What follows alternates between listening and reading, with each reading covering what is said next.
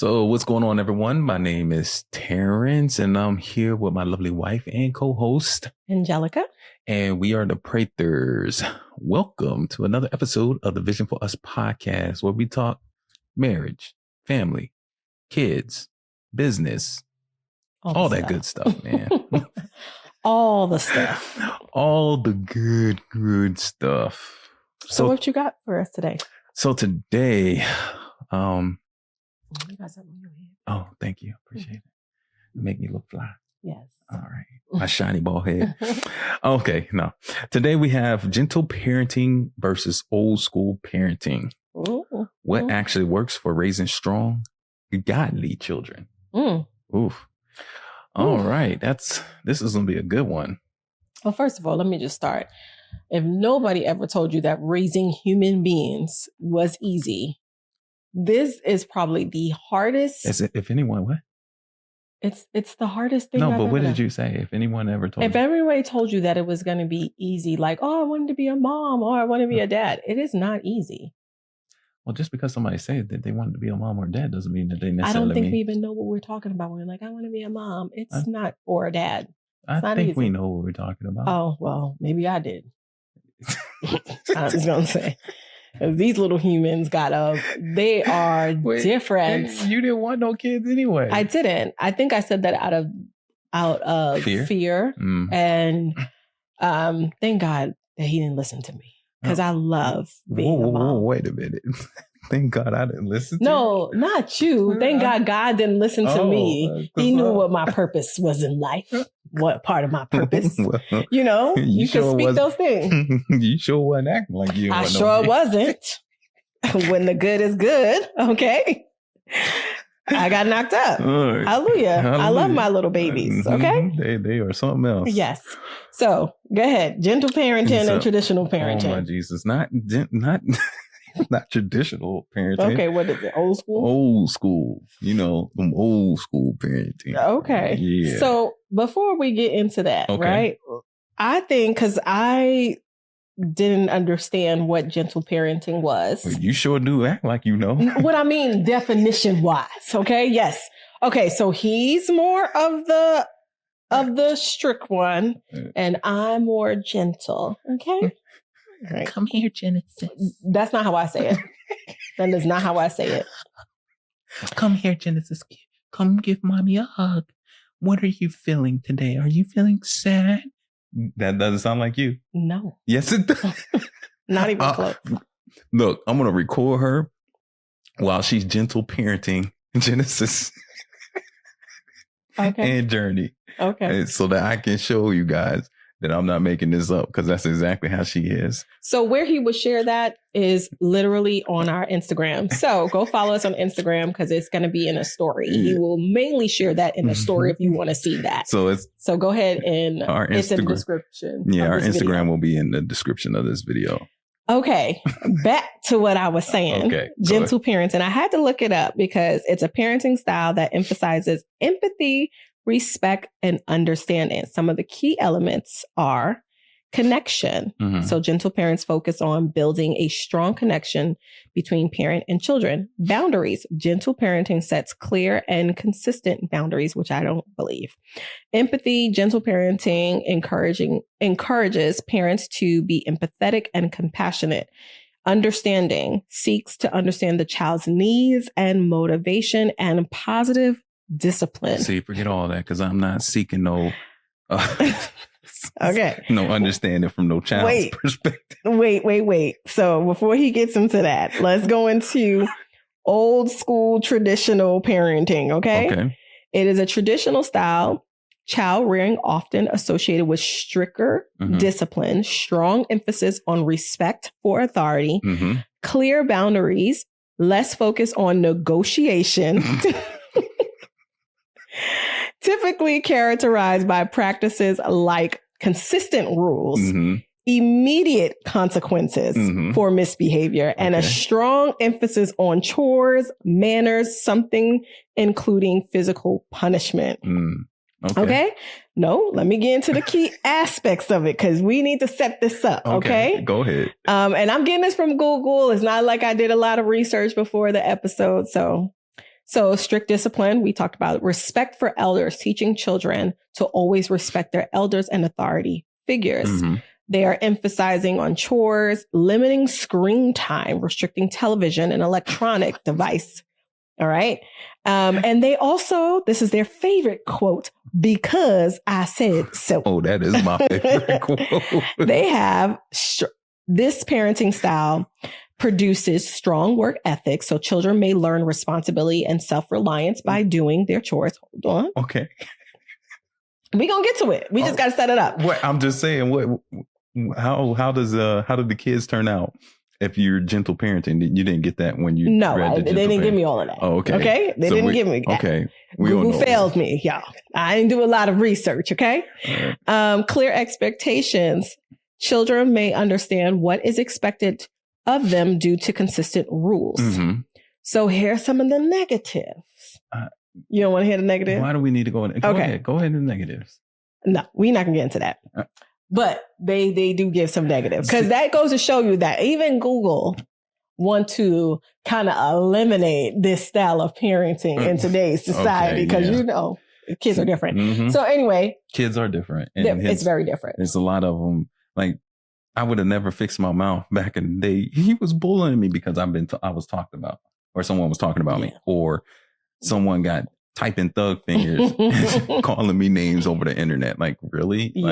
But hey, anyway. But we are the generation that didn't. We're the last generation that didn't grow up with like social media. The rest of the generations underneath us all grew up with social media and exposure and all of that. So, but go ahead. Let's get into this topic, because if you're a parent, let us know in the chat. And then, what parenting style are you leaning more towards? Is it the husband that's more old school and maybe authoritative, or he's more gentle and fun? Or is it the wife? Let me know which, let us know in the chat. So we do have some questions to ask each other. So the first question I do have for you, what are the biggest differences between gentle parenting and old school parenting? Which we already just did that. So I'm not going to ask that question. So we are what? Well, you already said, he said I'm gentle parenting. He's definitely traditional and old school. I don't think there's a word, a style, because you overly gentle. Really? Even when you get upset, you say it gentle.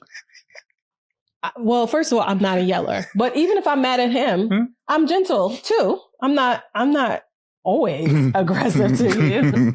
Okay. I don't even get upset that much. Do I get upset? No, you don't. I rarely get upset. It's very rare that I get pissed off. Okay.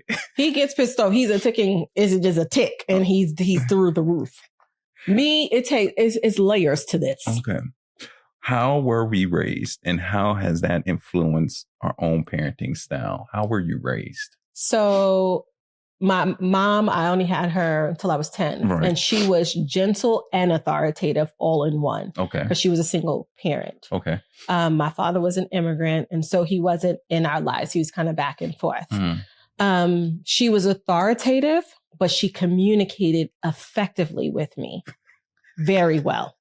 But this is the thing. My mama was, I said what I said and I'm done, right? Mm-hmm. So for instance, I had some dolls on the floor, and this is why I don't like clothes on the floor, anything on the floor. I hate it. She asked me to clean up. I said, yeah, in a minute. She come back. I don't know how many minutes it was. It felt like a minute to me. In a child's mind, you not think about time. Came back. She said, didn't I tell you to clean up? I said, yeah, you did tell me to clean up. And you hear that? Yeah. Not yes, ma'am. We from New York. We don't say yes, ma'am. So it's like, yes, yeah. And she's like, so you didn't clean up the stuff? I was like, not yet. I'm about to. She come back. She gave me a little bit of time. She came back with a big old garbage bag. She said, I just want you to pack up all of this stuff. And I said, no, I could put it away. She said, no, just put it in here. And didn't say anything, walked away. Now, I knew if she came back again and it wasn't cleaned up, I was going to get my tail whooped, because my mom didn't play that. Even though I didn't get no spankings, I dodged the spankings, okay? I listened, because my mom would spank you. But I put all the stuff in. We were about to leave. She said, oh, and get that bag and go drop it in the incinerator. I thought she was going to change her mind. I started crying, weeping. She said, no. I said what I said. You made me say it 3 times. And that was my punishment. But it was like she spanked me. I was devastated. I had no dolls left. Well, how were you raised? Ooh, that was totally different than that right there. Let's see. How was I raised? Well, my mom was a Norma Jean, Norma Jean Smiley. She was something. We got whooped. Okay. I mean, I well, at least I did. Her thing was, especially, when my mom and dad split. I don't know exactly the age, but I know I spent, I would say, from maybe first or second grade all the way up until, I think it was a few years that I lived in Pittsburgh. Mm-hmm. I don't remember the age, but I was living in Northview Heights. So that place was, let's just say I wouldn't be here if I would stayed there. So your mom whooped you. I would have been in the streets dead or thugging it out. Okay. Yeah, or in prison. Mama. But my mom didn't play that. She had that whooping hand. Mm-hmm. And it wasn't, I call it whoop happy. It wasn't a she didn't say things more than once. Okay. But your mom was also military. Yes, she was. Okay. I got a lot of spankings, even when it wasn't my fault. I'm gonna throw my sister under the belt. There, Courtney used to get me in trouble. Don't do that to her. Why not? No, she be watching. So, Courtney, I'm trying to not put your business out in the street. Okay. She would get me in trouble. She would do all the wrong things and then blame it on me. Mm-hmm. Like this one time, right? Oh, I don't tell stories. Now he gonna tell a story. Tell a story. This one time, Courtney stole my mom's candy, a Reese's cup. Ate it, and then put the wrapper under my bed. Did she put it under my bed? I think she did. I can't remember if she did it, put it in. Either way, mom comes home. She used to smoke, so she smoked her cigarette, pour a glass of Kool-Aid, and then she was looking for Mama sounded like she was having a good time. Looked for her Reese's cup, and she was like, "Who ate my Reese's?" And Courtney just flat out and said, "Terry." Now, my name is Terrence, but my family calls me Terry. Don't ask me why. Or if it's my dad, he calls me Oscar, Henry, Bubba. Mm-hmm. But anyways, yeah, so my mom, yeah. She waxed that tail? She waxed my tail. And it wasn't, it was a slave type of beaten. Take your clothes off. Sometimes, but that's all they knew. And then so by the time I left Pittsburgh, I got out of Pittsburgh, and out of that area in Northview Heights because there's a lot of gang activity, things of that nature. I moved right after an incident of a drive-by happened and some kids were shot. My mom was like, "You got to go." So ended up moving to Atlanta. Moved with my dad. And I think for the most part, my dad has only had to put his hands on me twice, 2 or 3 times. His mama done whooped you enough to make sure that you was ill-equipped for daddy. So, he only had to hit me a few times. Once for my grades in middle school. Another time when I got in a fight and ended up getting stabbed by a drumstick in my head. He hit me upside my head after I got stitches. Don't throw dad under the bus. And then another time, when we were living in Arkansas. Okay, so that's 3. You said 2, so 3. We were living in Arkansas. He told me to do the dishes. I'm thinking I'm big and I'm bad. Saying I'm playing football. I'm not big and swole, but I'm playing football. I'm like, oh, he was on the road traveling. He comes home, tells me to do the dishes, and I tell him, I'm watching TV. Like you the man of the house. Oh. Ooh. He came up behind me like if any of y'all seen Baby Boy, he came up on me behind me and choked me. Didn't I tell you? But I say all that to say I was raised with some strict, stern, do as I'm told. Yes. No room for conversation. You do what I told. You do what I'm telling you to do, and get it done. Or you will suffer the consequences, and then still do what I tell you to do. So So does that have an effect on how you raise our children today? Yes, it does. Okay. I'm a very authoritative type of person, simply because, and I know it's kind of, I want my kids to respect authority, and not the wrong type of authority, but the right type of authority. And when I say authority, I'm talking about, when you get pulled over by the police officers, when a cop pulls you over and they start talking to you, asking you, you respect the fact that they have a job and they have authority. And you say, yes, sir, no, sir. Yes, ma'am, no, ma'am. I don't know how many times that has gotten me out of tickets, simply because I respected their authority. And I've been pulled over by white cops, black cops, Hispanic cops. Doesn't matter. It doesn't matter. When you listen and you respect their authority, then it can turn out totally different. So I want my kids to learn that, to be able to respect authority when you're told to do something that is legal. Yeah. And if you're at work and your boss tells you to do something, you do it. Now, so that's how it affects. I like to tell them to do something. I don't ask me why, because I'm not giving you a whole explanation. My reason is because I told you so. Yes, that's a statement. That is my statement. Don't ask me why. Okay. I told you to do something. It's not putting you in harm's way. Why is it that you need to know why? Go ahead, gentle parent. Explain. So here is where explain. This is what I hear, because I was raised after my mom passed away. My grandmother took over. Okay. But then I entered in, like, my grandmother had my brothers, and then I went to go live with my aunt.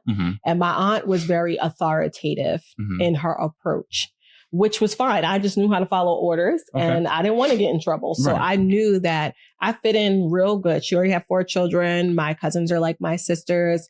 My other cousins are like my brothers. So I knew how to follow directions. I wasn't a bad kid. I didn't like getting in trouble. So I'm going to do everything right so I don't have to get a spanking, because I've watched what a spanking looked like, and it looks horrible and it's tormenting.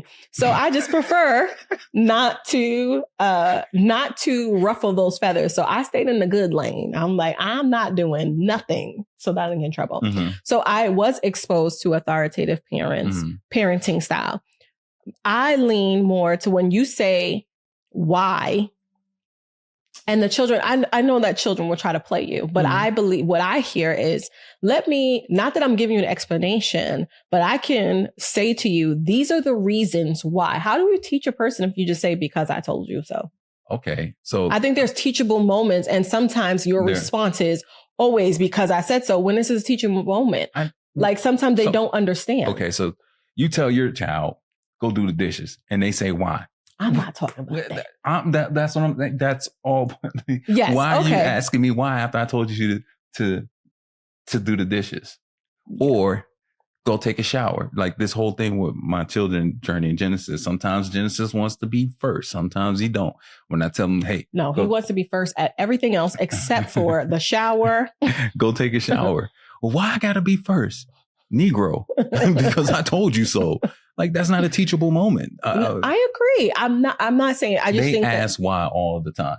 Yes, but there are things that is authoritative that because I was raised in it and I see the results, I lean more to where his parenting style needs to come in, because it doesn't come so natural to me.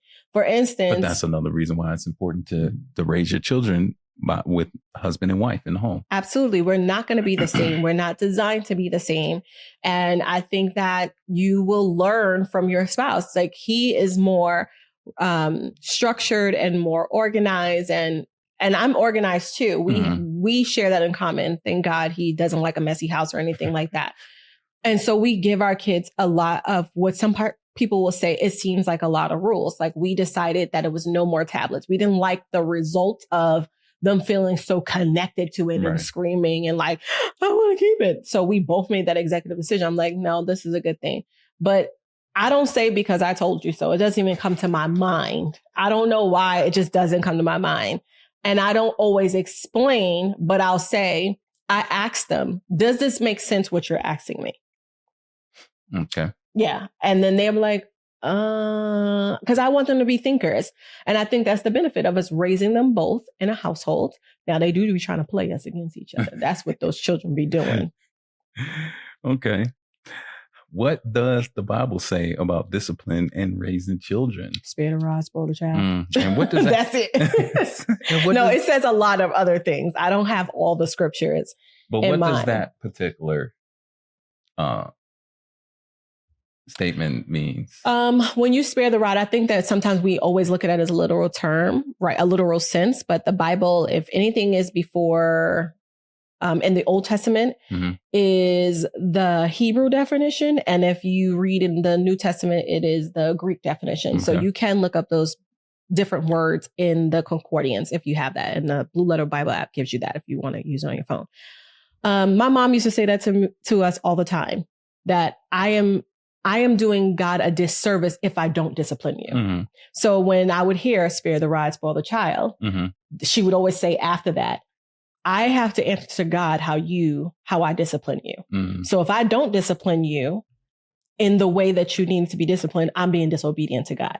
Because one of the principles is train up a child in the way they should go. And when they're old, they will not depart. Now, even if you depart in a way like you want to be reckless and have your little fun, you still, the principles of God is in your foundation. So I believe that statement, I borrow it from my mom. Yes, I can spank. That is one form of discipline, but consequences is a discipline. There's so many ways of showing discipline. And I think you have to know your child. Yeah. You know your child. Like Genesis is, and my poor babies, we shouldn't be, because they like, when they watched it, they were like, Mommy, y'all was talking about it. So we need to get their permission. See, that's my gentle parenting, right? See, so Genesis, when he gets in trouble and he gets a popping or so from me, he cries, and then in 2.5 seconds, he's happy and singing. I'm like, and sometimes I want to go back in there and hit him again. What's wrong with him, y'all? What is wrong with him? Simply because he having a grand old time in his room after I done popped him. Like, you should be feeling that for the next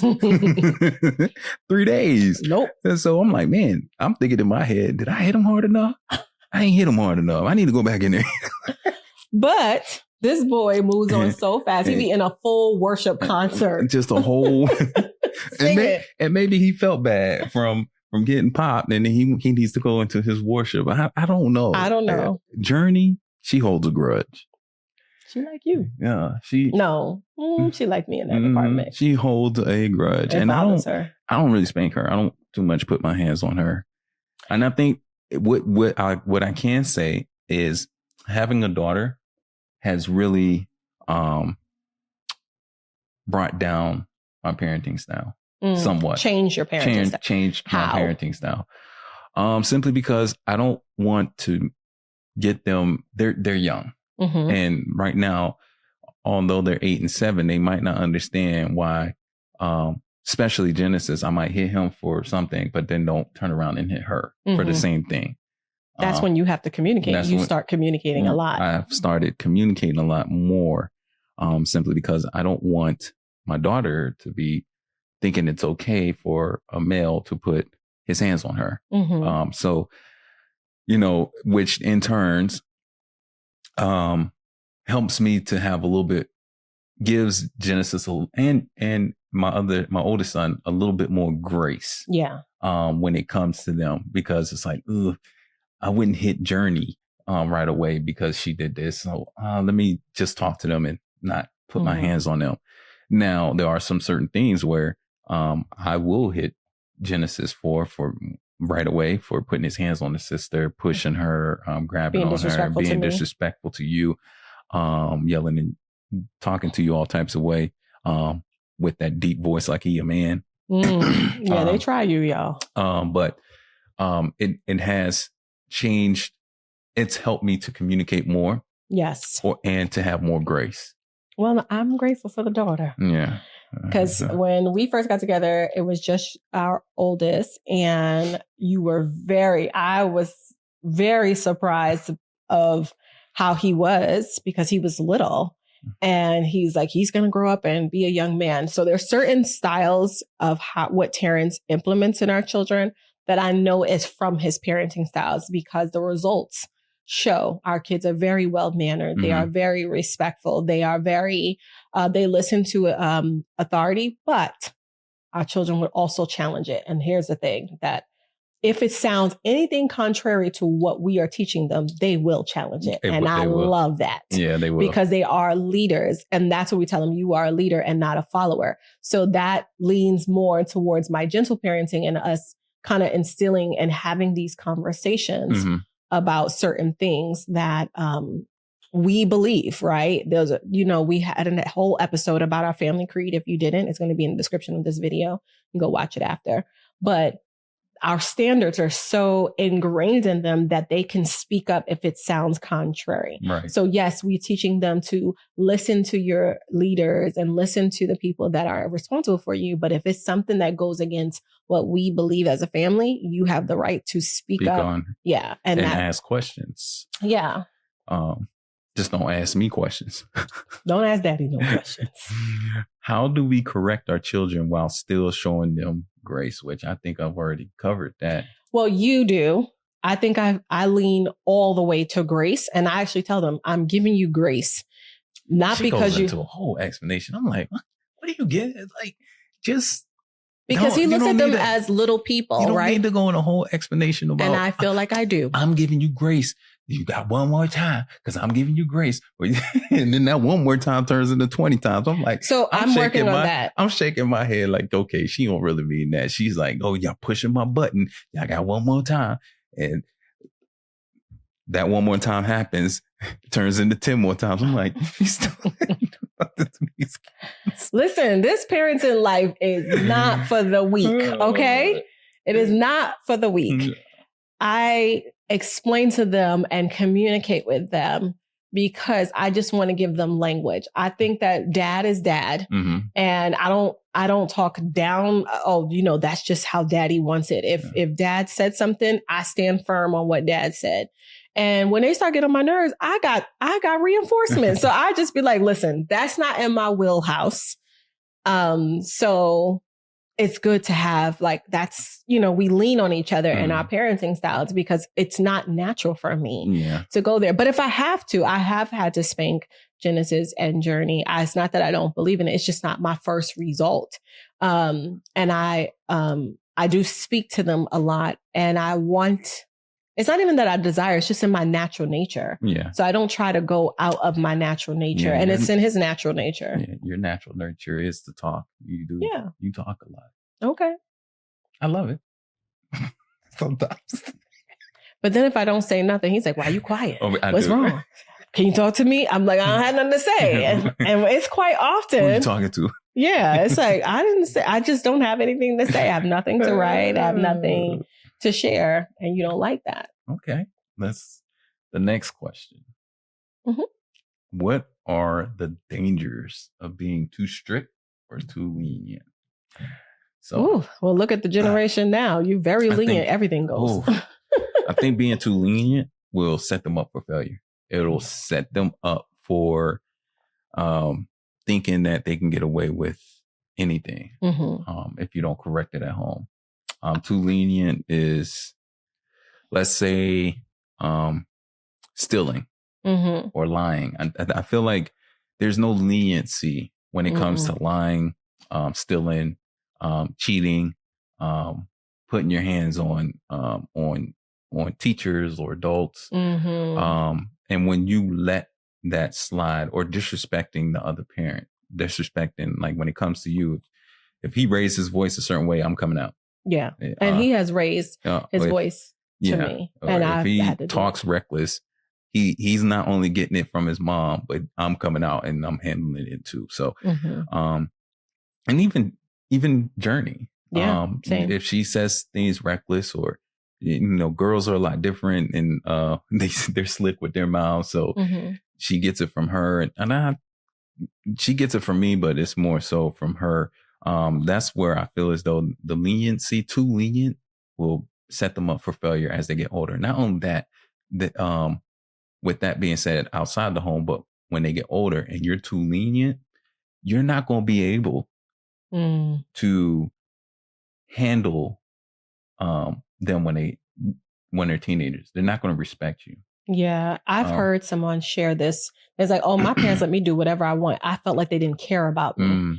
And I was like, wow, but you had so much freedom. And it's like, yeah, but the freedom, it's like they never checked. It's just like they didn't check up on me. They let me, I was able to do a lot of different things. And I've heard that from several people. And I'm like, you know, some kids would love to have that freedom. Yeah. But she was like, I was able to do whatever I wanted. And they just believe whatever came out of my mouth. Now, when you're too authoritative. No, they didn't say too authoritative. They said too strict. Okay, when you are too strict, let me okay, thank you for correcting me, sir. Too strict. When you are too strict, there's usually a fear and not a reverence of fear, like, or honor. It is a fear of telling you, hey, I made a mistake.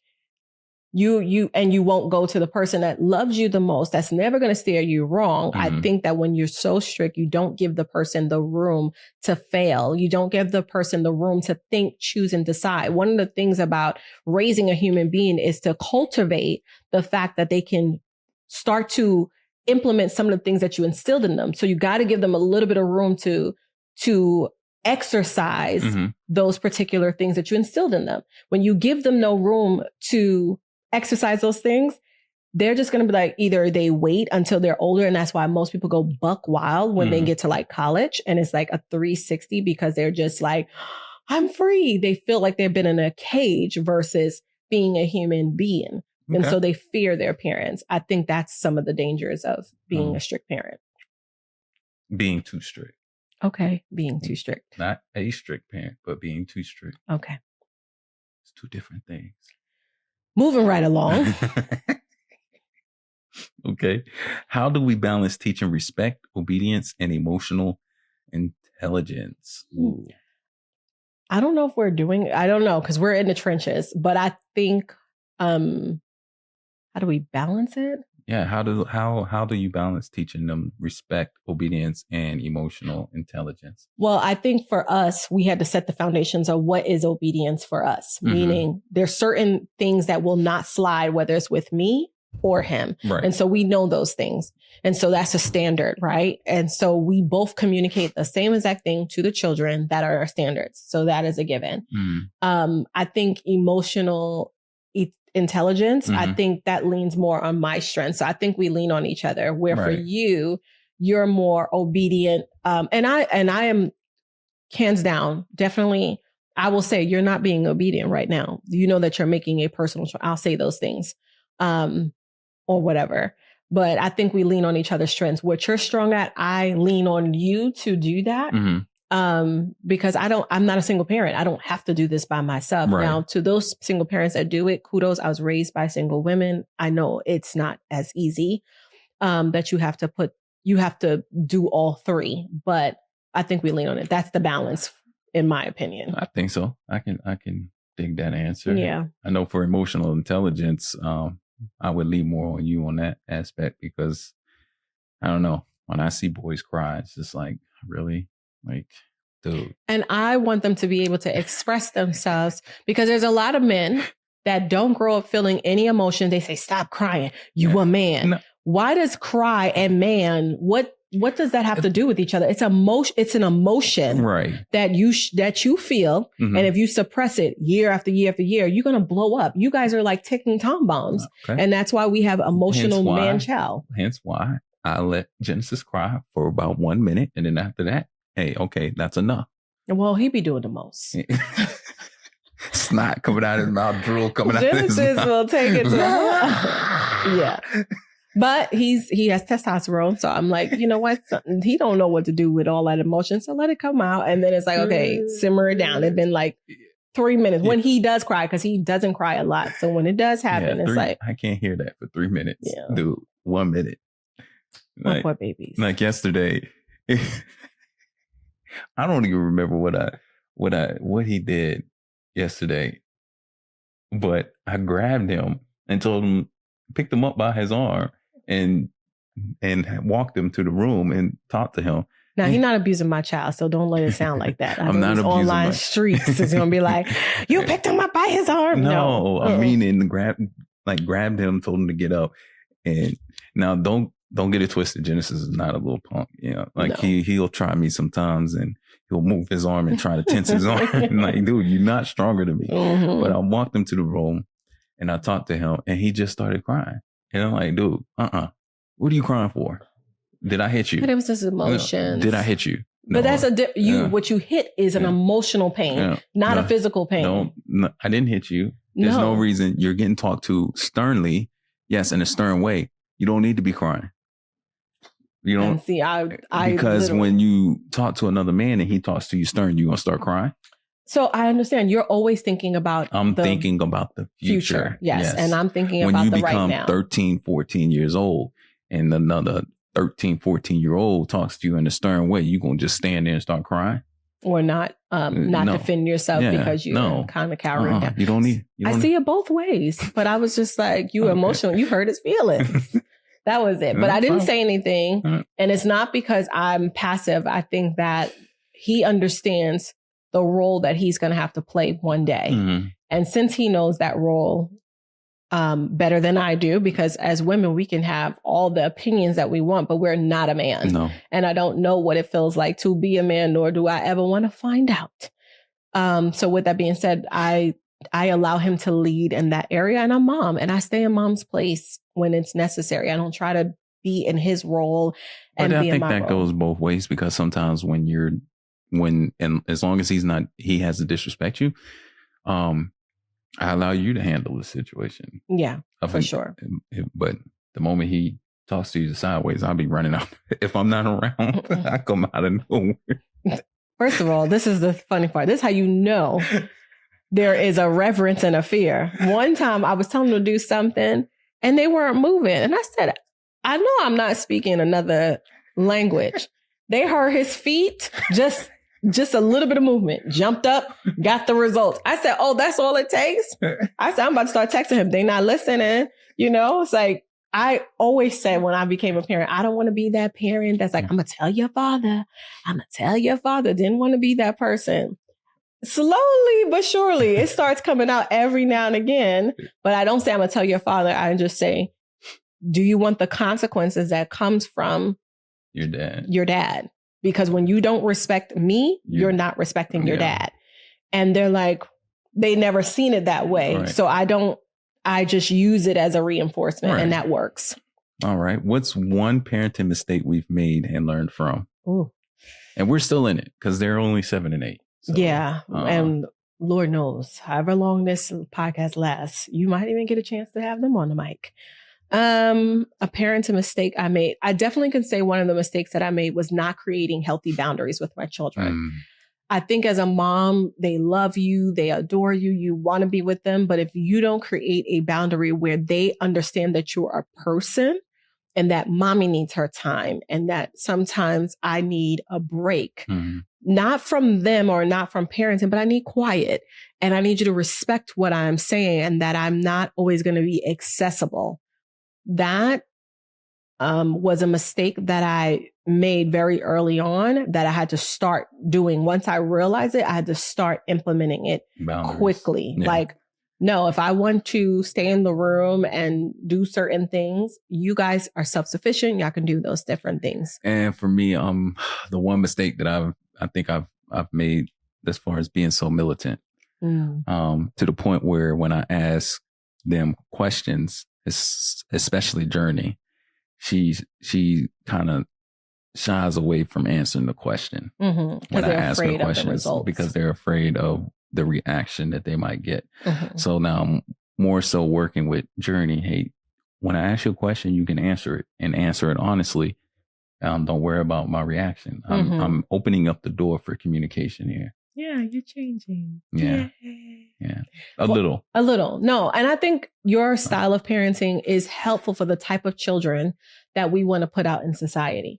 I don't think if both of us are gentle, they would be a reckless mess. I'm sorry. Like, it just would not be good. I think that's the importance of having two parents.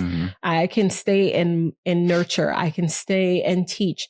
God gave me this one day I was driving and I had just had Genesis and I had like a little bit of a meltdown because I'm like, I don't know what I'm doing. Like you look for the answer and the answer is literally you're figuring this out every single day. You're learning them. You're teaching them. So he gave me these 5. One day I was driving and I just heard these 5 words. As a parent, my job is to love, nurture, teach, equip, and then set free. That's it. And when I thought about it, I'm like, that is the kind of the role of being a parent. When you're loving them, you're nurturing, you're equipping them, you're teaching them, and then you're setting them free to take all that you guys have imprinted and instilled in them, that they can go out and then multiply, be fruitful and multiply in all the areas of their lives. Be fruitful and multiply.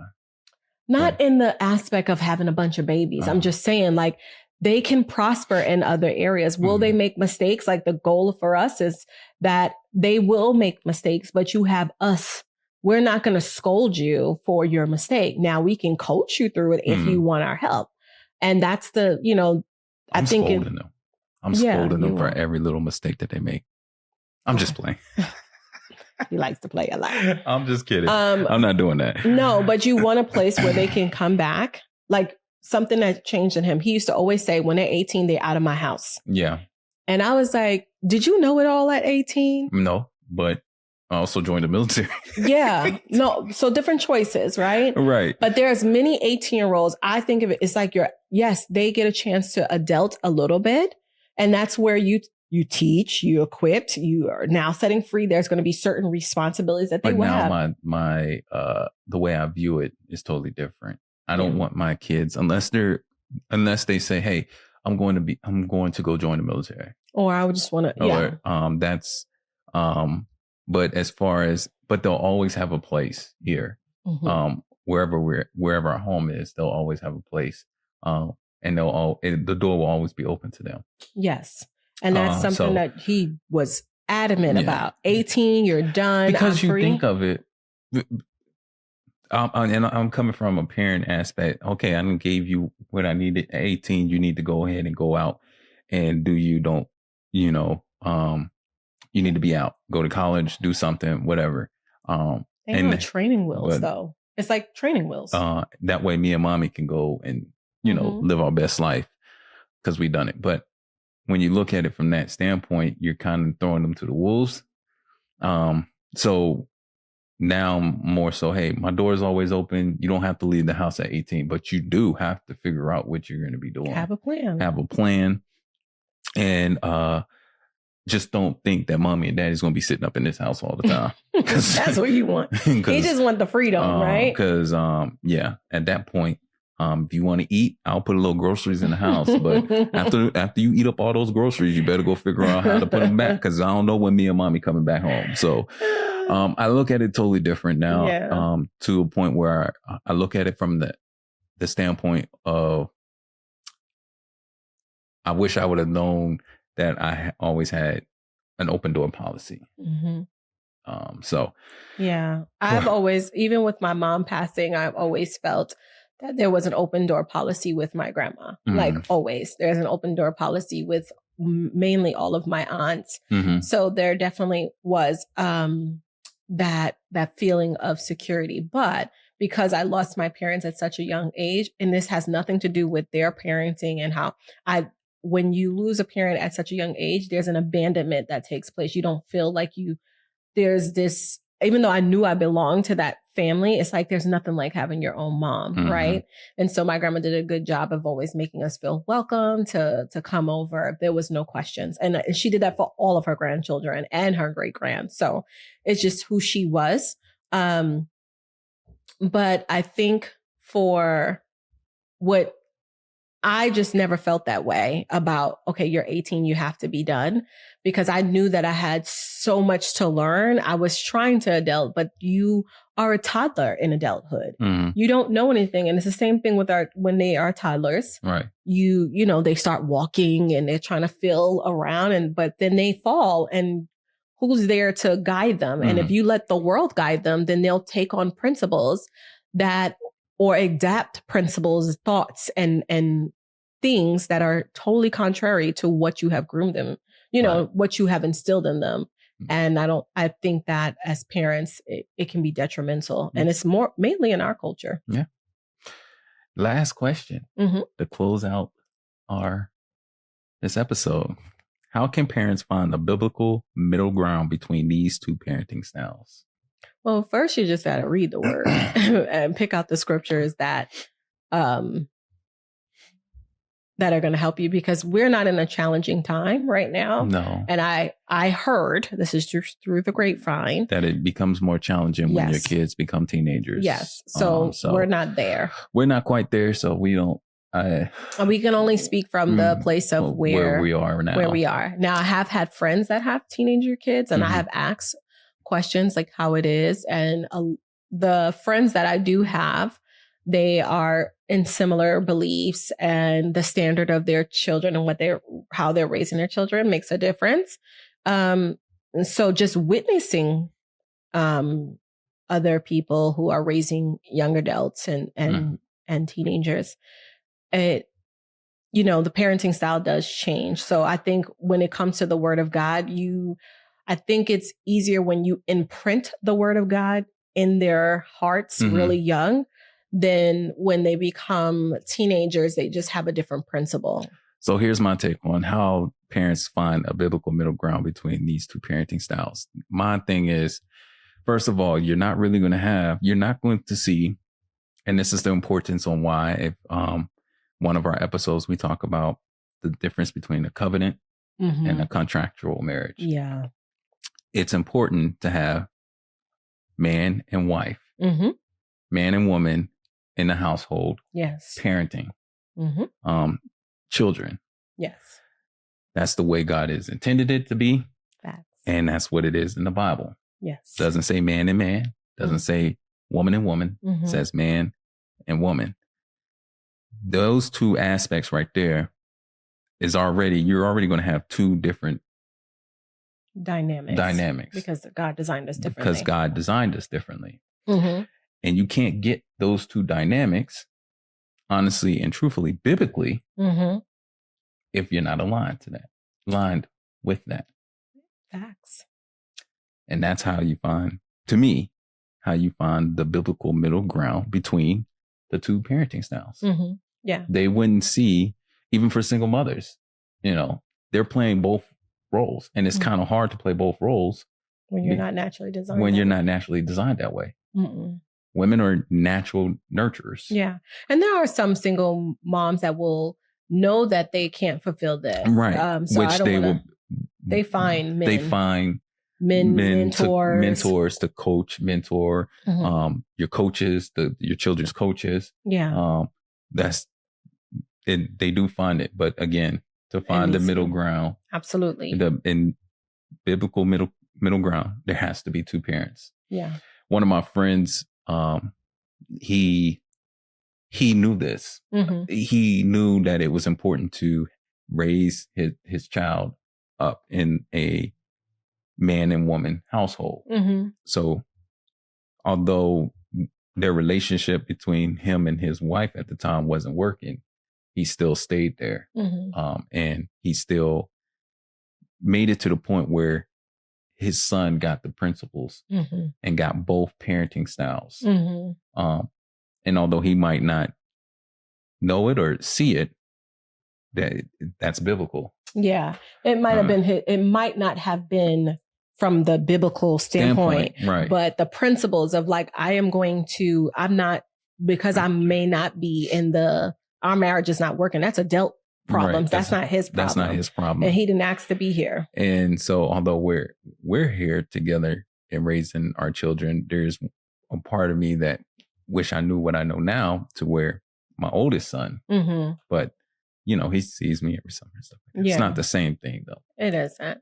Because you try to instill what you want to instill in him during those breaks that you do get him. So that's how you can find the biblical middle ground between the two parenting. Yeah. styles. And let us know in the chat, what are your parenting styles? Are you leaning more towards old school, or are you doing the gentle parenting?